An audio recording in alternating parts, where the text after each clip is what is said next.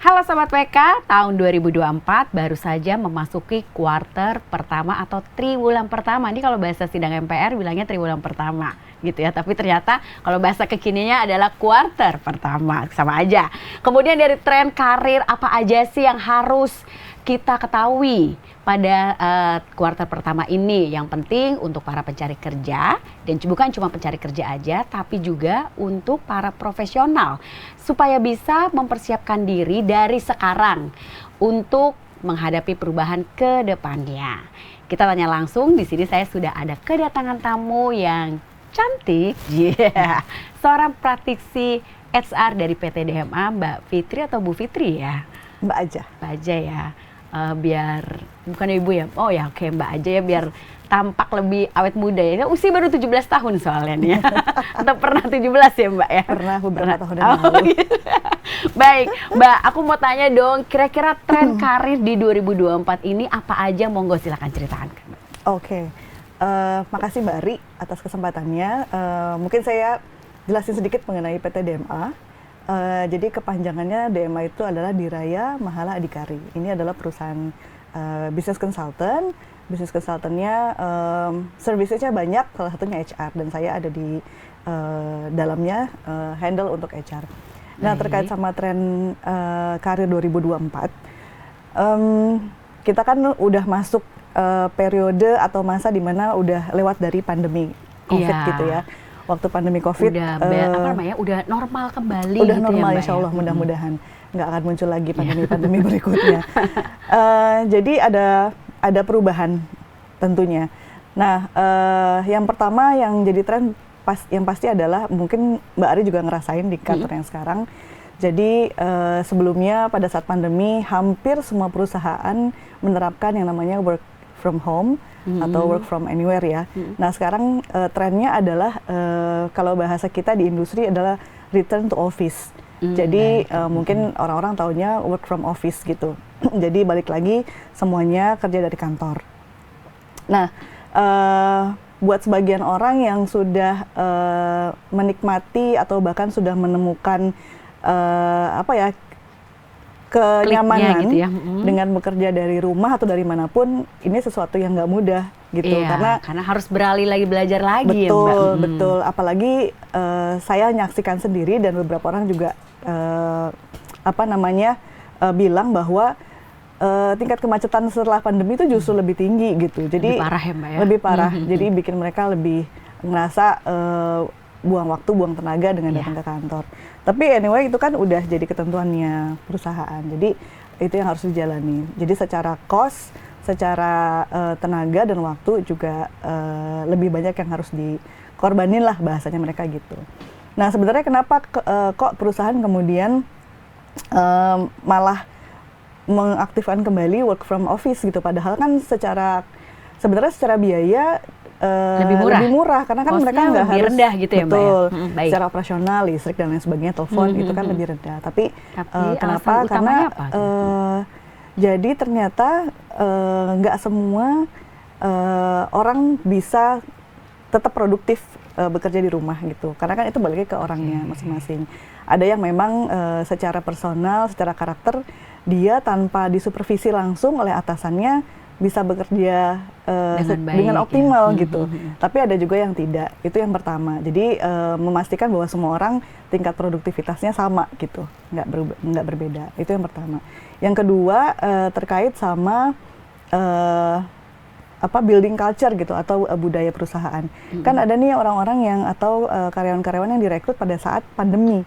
Jadi bahkan nggak ketemu teman-temannya nih di kantor, belum kenal sama sekali situasi gitu. kantornya juga. Betul. Gitu. Jadi mereka belum tahu sebenarnya culture yang mau dibangun sama perusahaan itu kayak apa sih gitu. Makanya kemudian mereka di perusahaan memberlakukan kembali work from office. Yang ketiga adalah terkait sama kolaborasi gitu. Jadi dengan kerja yang remote dirasakan ada tingkat kolaborasi yang nggak terlalu tinggi gitu. Sementara barangkali ada proyek-proyek yang harus diselesaikan bareng-bareng dan itu cuma bisa didiskusikan secara efektif dan efisien ketika ketemu di Oke. kantor gitu. Jadi ketika ada masalah, solusinya itu akan segera ada gitu ya Mbak ya. Berharapnya seperti itu kan. Langsung di gitu situ ya. gitu, langsung di situ. Jadi lebih cepat juga untuk action berikutnya, Iya, begitu ya Mbak Fitri ya. betul.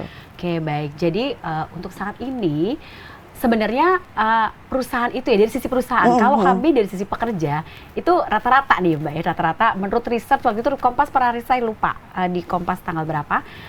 Banyak pekerja maupun profesional yang lebih nyaman mereka bekerja dari mana saja atau dari rumah. Gitu Betul. ya. Ya tadi dengan alasan yang Mbak sudah sebutkan. Kemudian gini, sebenarnya kalau dari sisi perusahaan sendiri gitu ya Mbak, kalau misalnya tetap menerapkan hal tersebut, kira-kira kerugiannya tuh apa sih Mbak? Kita juga kayak pengen tahu gitu loh, kok kadang-kadang suka, kan yang penting semua hasil kerjanya ada gitu, atau sesuai dengan yang perusahaan mau, gimana menurut Mbak?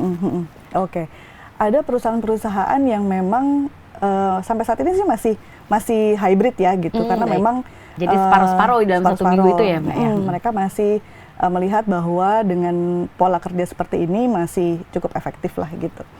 Biasanya perusahaan-perusahaan yang relate sama teknologi, jadi yang kayak fintech gitu, terus pokoknya yang basis teknologi atau startup gitu. Nah tapi kalau perusahaan-perusahaan yang kayak manufacturing, terus kemudian distribution company, logistik itu tuh nggak bisa. Jadi mereka emang membutuhkan kehadiran hadir ya? orang di situ. Apalagi kalau manufacturing, kita bicara manufacturing, ada proses-proses yang memang mereka kan kayak ban berjalan. Habis proses A selesai, proses B jalan, proses C jalan gitu. Sehingga produknya jadi. Nah ketika ada satu yang nggak ada, timnya nggak lengkap, udah pasti jadinya produknya nggak akan timpang, betul. Jadi ada pertimbangan itu juga gitu, pertimbangan bisnis proses yang memang harus continue gitu. Tapi memang sekarang masih banyak juga yang perusahaan yang masih hybrid, tapi hybrid ya, nggak yang full work from home atau work from anywhere. Itu sih pertimbangannya, lebih ke nature bisnisnya juga. Baik, jadi Sobat PK kalau misalnya banyak yang bertanya kenapa sih, kan kita udah nyaman di rumah, udah bisa kok, yang penting semua tugas-tugas selesaikan. Nah ini maksudnya ya, jadi jika misalnya kalau ada problem yang harus diselesaikan bareng, harus duduk bareng, mikir bareng, dan harus ketemu solusi itu juga, itu ya, dan tergantung juga tadi bisnis prosesnya di tempat Anda semua masing-masing. Begitu ya Mbak Fitri ya? Betul. Oke, baik Mbak, untuk next. Sebenarnya kalau kita sebelum acara ini, saya tuh sempat agak ngobrol kecil-kecilan kayak riset kecil-kecilan. Nah banyak pekerja yang lebih memilih, aku lebih suka work from anywhere. Kenapa? Nggak bising satu, ya nggak harus ke kantor ya. Tadi ya alasannya tuh seperti itu, dan juga mereka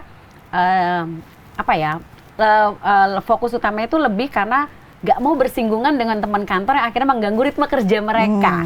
Kalau dari sisi perusahaan sendiri, kalau dengan alasannya seperti ini tuh gimana Mbak? Masuk akal nggak sih kalau menurut Mbak? Apa cuman mereka asal-asalnya akhirnya ya udahlah, oke lah lo di rumah aja gitu kerjanya gitu? Iya, kalau balik lagi ke kalau kita balik ke pribadi masing-masing agak susah ya, karena kan kita bicara organisasi kan memang kumpulan orang-orang dengan karakteristik berbeda-beda gitu. Jadi kalau alasannya adalah karena nggak mau bersinggungan sama rekan kerja yang barangkali mungkin anak sekarang bilangnya toksik gitu ya, apa-apa toksik gitu. Jadinya juga si pekerja ini jadi nggak belajar hal lain di luar tugas utamanya dia gitu. Padahal kan sebenarnya kita berorganisasi atau bekerja di sebuah perusahaan itu kan harapannya kita nggak cuma belajar, atau harapannya kita nggak cuma nguasain pekerjaan kita aja, tapi kita belajar banyak hal, interaksi sosial, empati, lalu kemudian kolaborasi, teamwork. Nah, yang mana ini akan dibawa ke nggak cuma ke kehidupan di pekerjaannya aja, tapi juga kehidupan sosial, karena itu pengaruh gitu. Karena kan dalam seminggu waktu kita lebih banyak di kantor gitu. Jadi justru pembelajaran itu banyak ada di kantor. Jadi menurut saya kalau alasannya adalah karena nggak mau bersinggungan sama teman kerja yang barangkali nggak nggak sevisi, nggak se-value, ya kita nggak akan pernah belajar apa-apa, nggak akan jadi lebih dewasa gitu. Padahal kan kita nggak mau berkarir di situ aja kan, kita pindah ke perusahaan lain, kita akan nemuin hal yang sama. Masa di setiap perusahaan kita mau kasarnya menghindar gitu dari hal itu. Itu harus dihadapin. Itu bagian dari pendewasaan. Baik, jadi kayak apa namanya membangun belajar emosi gitu ya, Mbak, karakter emosi masing-masing orang. Ya kan, mungkin ya itu memang harus kan sekarang kalau misalnya kita di rumah terus kan pasti akan lebih jarang ketemu orang Yes, gitu kan, Mbak. exactly. Atau enggak ketemu orang yang hanya itu aja anggota keluarga, tapi untuk yang keluar, nah padahal itu kan perlu ketika harus mengembangkan bisnis mungkin ya, Mbak ya, untuk mungkin dia harus presentasi di mana-mana. Jadi itulah alasannya kenapa akhirnya sebagian besar perusahaan-perusahaan terutama di DKI gitu ya, itu memilih untuk return back to work untuk semua para pekerjanya. Ya salah satunya adalah itu alasannya yang tadi Mbak Fitri bilang, supaya kita tuh bisa bergaul, bisa bersosialisasi, akhirnya tumbuh empati, akhirnya bisa belajar banyak, dan kayaknya mungkin karir dan sebagainya bisa lebih kelihatan kalau ketika hadir mungkin gitu ya Mbak ya, karena kan ada interaksi antara si pekerja dengan atasannya gitu, nggak cuma sekedar di online aja gitu ya Mbak. Terus bukan cuma juga sekedar dikasih tugas sudah selesai, nggak gitu juga ya Mbak ya. Nah itu alasan yang paling utamanya. Sobat PK, kalau misalnya ada pertanyaan dan lain-lain yang terkait dengan tren karir 2024, nanti bisa di kolom komentar ditanyain, nanti saya akan sambungkan ke Mbak Fitri ini gitu ya. Jadi jangan ragu-ragu nih untuk para pencari kerja, untuk yang baru-baru lulus ya terutama ya. Nah, satu lagi nih Mbak, tren karir 2024 kira-kira menurut Mbak yang paling banyak diminati apa aja saat ini? Oke. Sebenarnya tergantung generasi, baik lagi. Kalau kita bicara generasi Z, mereka rasanya akan lebih memilih untuk punya bisnis sendiri gitu, karena memang mereka punya entrepreneur mindset yang kuat banget gitu. Berangkat dari mereka terlahir di dunia internet gitu ya, yang semua hal kayaknya dikontrol sama internet gitu. Iya, apa yang mereka tanya, ada semua jawabannya menurut mereka ya Mbak ya? Betul. Oke, baik. Terus kemudian mereka di era COVID yang mereka lihat sendiri banyak bisnis pertumbangan gitu. Jadi itu membuat mereka memacu untuk gue kayaknya harus punya bisnis sendiri supaya kalau ada kejadian yang sama, dia bisa survive gitu karena punya bisnis sendiri. Kalau untuk mungkin kalau anak-anak yang baru SMA mau kuliah, udah ngelihat nih karena ini eranya teknologi, akan lebih banyak milih jurusan-jurusan teknologi. Jadi tentu karir yang banyak diminati yang relate ke sana gitu. Misalnya yang paling mudah adalah jadi content creator, baik di YouTube ataupun di Instagram gitu. Itu udah paling gampang karena nggak harus lulus dulu aja udah bisa kerja gitu kan, bikin konten itu pasti. Terus karena eranya nanti akan bukan eranya, sekarang udah artificial intelligence, pasti banyak juga yang meminati untuk menguasai bidang itu gitu. Ada namanya machine learning specialist gitu. Itu kayaknya bakalan booming di masa depannya, relate ke sana gitu. Itu sih menurut saya yang relate sama teknologi kalau kita bicara anak-anak yang sekarang yang belum kerja ya. Kalau yang sudah generasi X dan generasi baby boomers, of course mereka tinggal nerusin karirnya aja gitu. Tinggal jalanin aja lah gitu. Tinggal nerusin aja gitu. Dan mungkin pilihan industrinya juga mereka nggak akan pilih startup gitu karena resikonya tinggi ya Mbak. Nah kalau anak-anak udah males lagi tuh, aduh mesti gimana iya, gitu ya. Kalau milenial sama Gen Z saya rasa masih oke dengan startup, mereka nggak masalah karena secara usia kan juga masih muda, jadi opportunity kalaupun misalnya ada apa-apa sama startupnya, mereka masih punya cukup waktu untuk cari perusahaan lain atau ngembangin bisnis sendiri gitu sih. Jadi pasti karir yang akan disasar lebih ke yang teknologi related itu pasti. Baik, terima kasih banget Mbak Fitri. Nah, satu lagi pertanyaan yang paling penting yang agak menggelitik saya semalam tuh, saya dapat pertanyaan seperti ini kebetulan dari Gen Z gitu loh Mbak. Jadi gini, ketika dia diinterview oleh salah satu perusahaan, oleh HR-nya gitu kan, lalu dia tanya, dia kepengennya bisa bekerja from anywhere, jadi nggak harus ke kantor gitu kan. Kalau dari sisi HR sendiri, jika ada seorang pencari kerja yang meminta seperti itu, dia juga pengen tahu nih sebenarnya dari sisi perusahaan itu dalam pikiran mereka apa ya Kak gitu jawabnya. Kita langsung tanya aja sama ahlinya nih. Oke, iya. nyentil sedikit soal karakteristiknya Gen Z, generasi Z. Ya memang mereka asertivitasnya cukup tinggi ya, jadi mereka akan sampaikan apa yang mereka mau. Mereka berani gitu loh, dan betul. apa yang di dalam isi pikirannya dia tuh mereka omongkan gitu loh, sampai terbuka banget gitu. Karena biasa baca komennya netizen gitu kan, itu tuh kayak bikin mereka pede lah, kayaknya gue bisa ngomong apa aja nih dimanapun kayak gitu kan. Walaupun nggak kemudian jadi negatif juga gitu. Iya, tapi mereka penasaran juga Mbak. Jadi mereka pengen tahu kalau gue tanya begini, kira-kira interviewer gue dalam pikiran dia apa ya? Nah, jadi itu kayak cuman Mbak Fitri nih punya jawabannya. Oke. Gimana Mbak? Jadi memang salah satu karakteristiknya adalah tadi mereka berani bicara dan cenderung kalau bahasa negatifnya ya, bukan bahasa negatif ya, tanggapan atau anggapan orang-orang selama ini di generasi yang di atasnya mereka, ini anak belum pernah kerja, belum punya capability, tapi udah banyak maunya, kasarnya gitu. Gitu.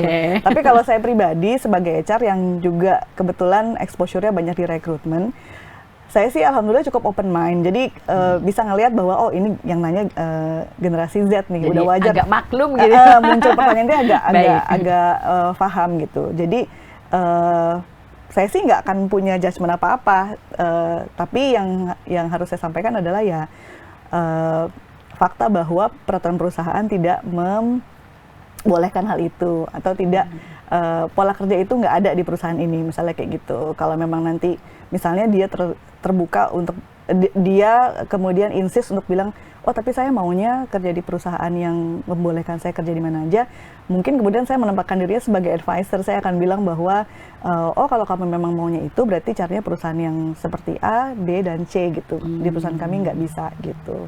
Barangkali nanti juga Gen Z juga harus banyak baca literatur perusahaan-perusahaan seperti apa yang masih ada possibility kayak gitu. Kalau udah yang namanya manufacturing, namanya distribusi, logistik, rasanya udah nggak mungkin gitu. Semua harus hadir. Gitu. Baik, nah ini ya para Gen Z atau mungkin orang-orang para pencari kerja atau Anda semua di luar sana yang masih kepengen, aku pokoknya pengen kerja tapi maunya kerja dari mana aja, nggak harus datang ke kantor. Nah ini jawaban dari Mbak Fitri tadi. Nah jadi kan nggak semuanya perusahaan itu mau menerima, dan tergantung dari jenis usahanya gitu ya Mbak, yang terpenting gitu. Dan kalau misalnya Anda tanyakan itu ya nggak apa-apa juga, karena nanti akan diberikan jawabannya, dan mereka juga terbuka kok. Jadi jangan takut, jangan pernah takut. Tapi tetap ya, ketika sebelum melakukan interview, ada baiknya untuk mencari literatur dari perusahaan tersebut, karakteristiknya apa, perusahaan itu bagaimana menjalankan usahanya apa. Nah itu penting banget, daripada nanti kita tiba-tiba interview, kita nggak tahu apa-apa tentang perusahaan yang kita datengin, kita mau melamar kerja di situ, wah itu jadi kayak negatif gitu ya Mbak ya, jadinya menimbulkan kesan negatif atau tidak baik. Jadi jangan cuma rajin baca komen-komen netizen lainnya, tapi rajin juga baca literatur tentang perusahaan yang Anda cari, gitu ya. Itu tips penting tuh buat yang mau interview. Nanti kita bahas di sesi berbeda lah. Baik. Mbak Fitri, terima kasih untuk obrolannya hari ini. Kita ketemu lagi Sobat PK. Seperti tadi saya bilang, kalau ada pertanyaan-pertanyaan terkait tren karir atau karir dan sebagainya, maksudnya tentang bagaimana mencari kerja, atau mungkin kayak bikin surat lamaran sekarang gimana sih, atau masih perlu atau enggak, nah nanti boleh tanya di komen, nanti saya sampaikan ke Mbak Fitri gitu ya. Baik, terima kasih Sobat WK, sampai ketemu lagi di minggu depan dengan topik dan bahasan yang berbeda. Terima kasih dan salam sehat semuanya. Jangan lupa subscribe ya.